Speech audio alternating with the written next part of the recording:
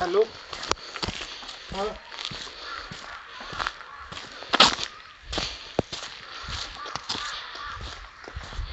अच्छा ठीक है,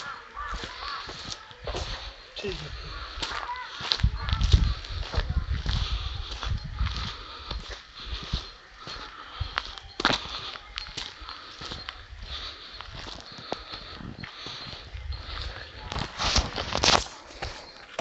यहाँ पे